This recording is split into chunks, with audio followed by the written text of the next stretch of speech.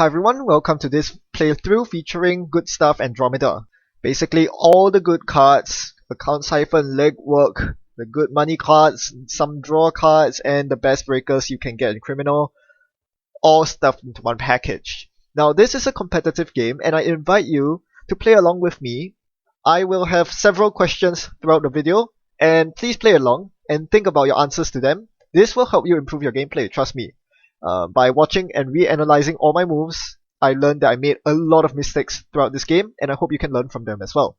So let's get down to the chase. I'm up against Netrunner Sol. I discard my opening hand because there's no burst economy. That's a no-brainer. I think you all would agree. And we get this opening hand. Now tell me, how would you play this opening hand against Netrunner Sol? Do give yourself some time to think about it. Pause the video if necessary. I'll walk you through the analysis of playing out the opening hand. For your information, my opponent's first turn was Sweet Swing into 13 credits, followed by Ice on HQ and an install in the remote. So, first things first, we want to play burst economy from our hand, but there is none save for the Dirty Laundry. So we almost certainly will be playing the Dirty Laundry this turn to get us enough credits to install the bunch of resources we have in our hand. Without any career fairs, we need the Dirty Laundry money. The question is, when do we play this Dirty Laundry? We do have a Desperado in hand, so ideally we would like to play Desperado followed by Dirty Laundry to squeeze maximum value out of the Laundry. The Desperado Dirty Laundry combo costs us 5 credits, all 5 of the starting credits however, so we cannot play stuff like the Turning Wheel to get additional efficiency from the Dirty Laundry run. We cannot use it. Even though R&D is open, we cannot do Turning Wheel into Dirty Laundry unless we're willing to forego the Desperado credit. And given that we don't really have a lot of money, burst money, we want the Desperado money. So most of the cards are not playable until after we play the Dirty Laundry, except for the Rebirth. And the Rebirth is going to be key. At 0 to play, and the fact that you want to Rebirth into Leela against NBN as soon as possible, to deter them rather from using Biotic Label on Astroscript or Sansan into Astroscript next turn, you really want to play out that Rebirth this turn. So we are going to Rebirth, and then we play Desperado Dirty Laundry. With 1 click left and 6 credits to our name, we'll have to install one of the cards from our hand. It won't be KD Jones, because ideally you want to play KD and load up KD on the same turn for maximum efficiency. Otherwise, installing the KD this turn is not going to help your game at all. So with 6 credits, the obvious answer is either Daily Cast or Earthrise Hotel. Do you want cards or do you want money? Usually Earthrise Hotel is the correct answer, however in this case, with so little money left in our hand, and not knowing what the next few draws are going to be, I think the Daily Cast is safer. It's better than to draw into programs and be stuck with no money for the next few turns. That is a very awful prospect. So there you have it. This is probably the opener you should go for, unless something completely unexpected happens. For example, you see a Caprice Nisei on R&D and you have no credits to trash it, then yes, you have to rerun R&D to trash the Caprice instead of perhaps playing the Daily Cast. Otherwise, this should be your opening turn. So let's observe how I actually play this out. I make a minor misplay here. I play the Rebirth after the Desperado Laundry combo. It's a minor error that didn't affect anything that happened this game. However, if the top card of R&D was an agenda, I would have missed out on a Leela bounce. So these are the subtle things that really differentiate a good player and a great player. I should have played Rebirth before playing the rest of my cards. Now my opponent deliberated for about a while before deciding to fast advance the Astroscript. While I do get to bounce his HQ Ice, unfortunately I don't have an account siphon or legwork to abuse the open HQ. So now there's a very huge timer ticking above my head. I have to trash the Sansan, and I have to worry about the Astro Chain. So what would you do in this situation given my hand? A bunch of resources, but they're pretty slow. Turning Wheel doesn't get you immediate multi-access. KD Jones and Earthrise take a long time to pay off, and since Sansan is open, Pollock is useless, there's no ice, so Mongoose is useless. So knowing that most of my cards in my hand are actually pretty useless, I spend my first click to draw a card.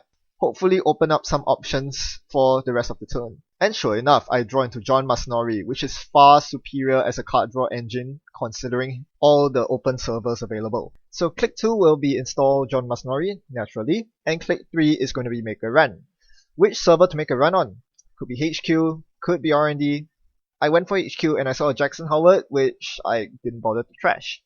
And then I realized that with one click left, I should have installed the turning wheel before running HQ so that I can get value out of that run. One extra card, one extra credit, and the turning wheel counter.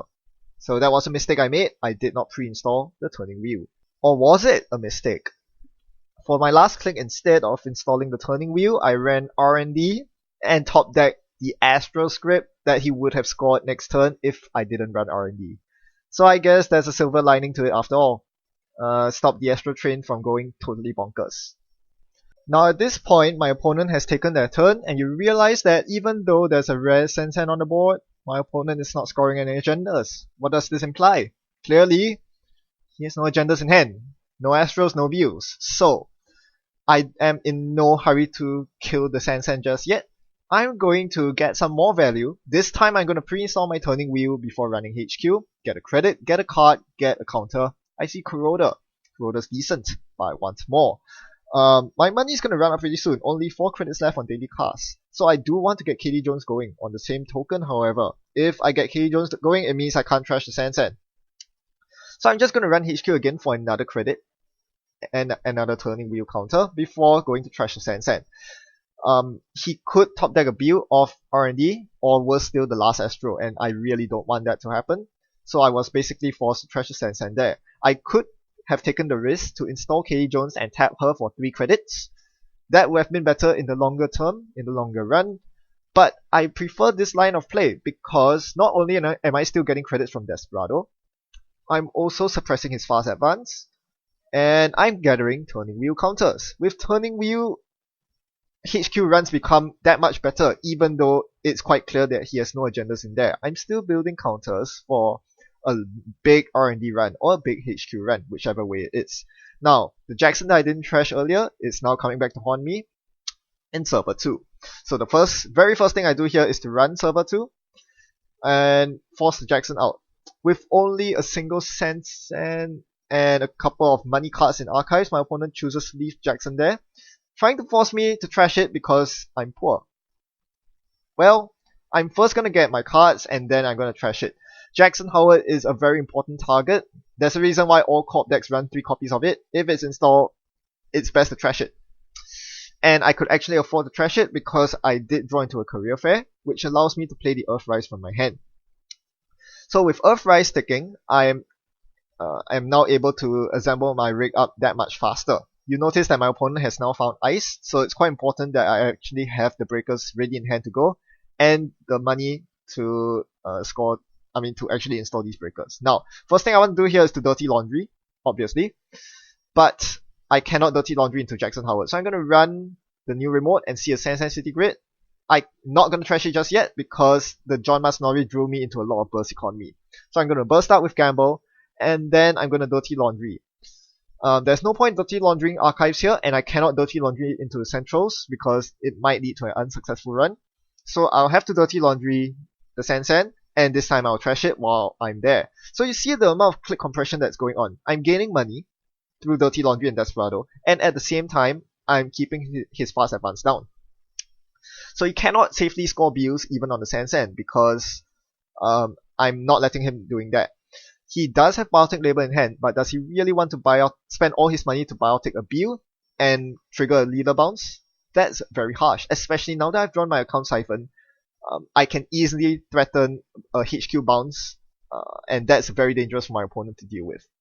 Earthrise draws me into another copy of Earthrise, which I might need pretty soon, and a Data Sucker. So this is going to be value time right here. 1 sucker, 1 credit, 1 card for an Archives run, which draws me into my money. Sure gamble. This is why playing lots of money cards in Andromeda is good. You burst up so quickly, your opponent cannot stop you from getting rich. And I haven't even installed the KD Jones that was in my turn 1 hand. Who needs KD Jones? With open servers, you can do a lot of magic.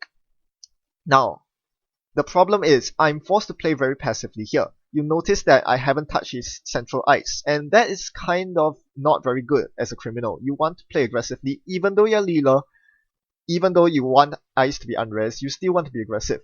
The reason I'm not playing aggressively is because an unsuccessful run is going to set me back very hard. Not only do I not get my Desperado money, I'm taking the John Masanori tag, and I definitely don't want to get tagged at this point. My opponent doesn't score the agenda in the remote, so I more or less deduce it's not an agenda. Can leave it there. Instead, my opponent starts drawing up, possibly trying to find the last copy of Astro Script. Good luck with that. Still quite a lot of cards in the deck. I do have access to all my breakers with the special order in my hand, but whether I'll bring it out right now is subject to my Earthrise draw. I do run 2 decoders in this deck, a Passport and a Gordian Blade. The Passport was drawn by the Earthrise, so I guess I'm not going to waste my time with the special order. I'm going to play the Passport and immediately account Siphon. There are no Sentry and the runs that I'm worried about, except for Newshound, but that doesn't matter because my opponent hasn't drawn a targeted marketing yet. So I'm going to Siphon Click 2, and this is quite important. The ability to Siphon Click 2 is huge because this means I can clear both tags later on. And yes, I'm certainly going to clear... Oh wait, John Masanori drew me into a legwork. Most players would, as a knee-jerk reaction, just clear both tags because NBN has so much horrible tag punishment nowadays. But with the legwork, surely you want to legwork at this point. It is dangerous because my opponent could be playing kill, but short of drawing 2 copies of Scorched Earth, I can simply choose to clear 1 tag and avoid traffic accident. So I'm going to legwork here because I suspect my opponent has overdrawn into agendas. I'm going to trash the Cyberdex here, and I see a Project BU. I'm going to bounce the Outermost Ice off the remote because I don't suspect the item in the remote to be an agenda, so I won't fetch it from the legwork. And I'm going to get Tollbooth and Baltic Labor. So for my last turn, I'm just going to check the remote, make sure that if it's a Sand, it gets trashed, and it's a Project BU. Wow, my opponent left a BU in there for so long, and he gets horribly punished for leaving it there. So 1 build in hand, 1 build in the remote, they're both gone to me right now. Do I die? That's the question. If he runs Scorched Earth or Traffic Accident, I am all kinds of done. So that's a prime illustration of how absolutely destructive Leela is against any sort of NBN Pass Advance. My opponent had Biotic Labor, had Gear Check Ice, and I just completely undid his board state so quickly.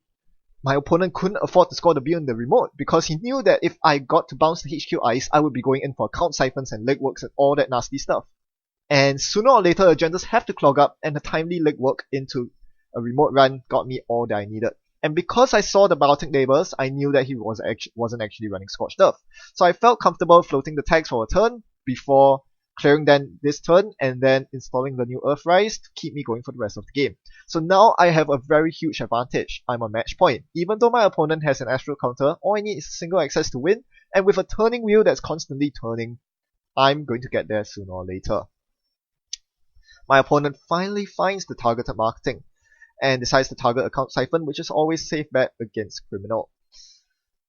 But at this point, I'm pretty rich. I don't really need the account siphon money. It's more to keep my opponent poor. Failing that, I'm just going to go for deep multi-access. That legwork in my hand is going to be pretty crucial for that. Waiting a couple more turns for his hand to incubate to generate a couple more agendas is what I would like to do. But here, as you can see, I get very impatient. I immediately go for the legwork and slam into an Archangel. It's 5 credits to break with Passport, so that really knocks down a lot of my credits. And do I even get anything to show for it? Turns out not to be the case, because I'm gonna miss on my excesses. So, with my final 2 clicks, I know that I need the money, because I have no money resources installed, so that's KD Jones and tap KD for me this turn. It's a pretty straightforward turn, so with both myself and my opponent relatively low on credits, we both spend 1 turn setting up resources and gaining credits respectively. Then comes the pressure turn. My opponent gets a remote going, single piece of ice into what seems like an agenda. Do I go for it? Can I afford to? I start the turn with 0 credits, but KD Jones is available with 6 credits, and a security testing is also available for 3 credits and a card, and a data sucker counter. What would you do in this situation? Keep in mind that Gordian Blade is my only decoder remaining in the deck. Once again, you might want to pause the video, have a go at this, and I'll review my answer shortly.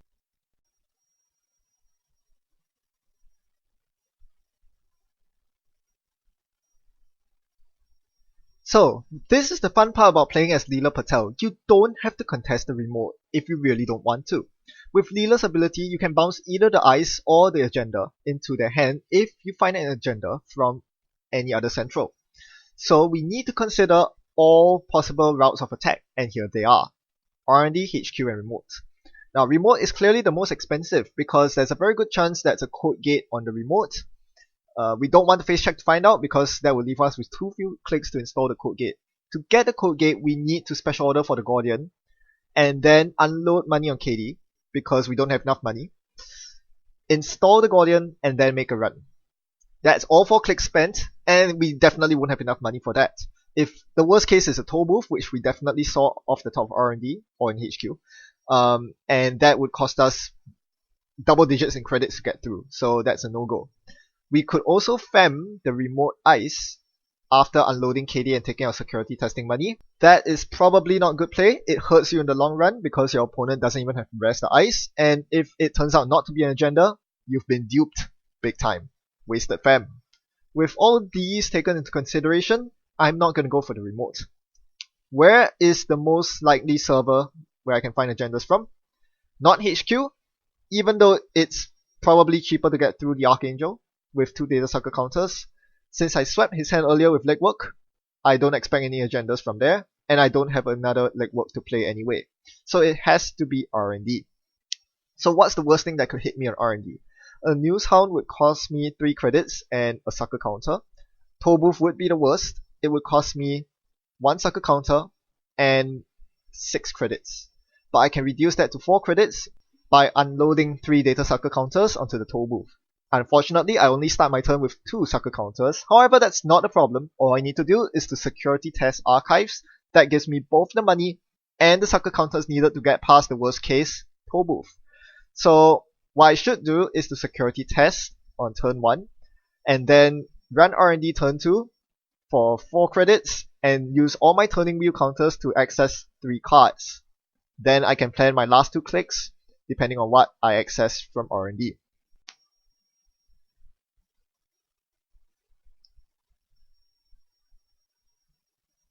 However, in the actual game, you see me making a misplay here. I unload KD here, thinking that I need more credits than what I deduced. So it's usually not wrong to have more credits than necessary. Who knows, I might bump into an NAPD contract. However, it is particularly wrong in this scenario because I'll explain later. But first, it turned out to be the worst case, which was the toll booth. So I made a misplay here also. I should have unloaded 3 data suckers instead of 1 data sucker. I'm not sure why I was saving the suckers for. There was no need to save. He was probably running Cyberdex Virus Suites anyway. So I really should be spending the suckers as soon as I get them. So that could have saved me 2 more credits.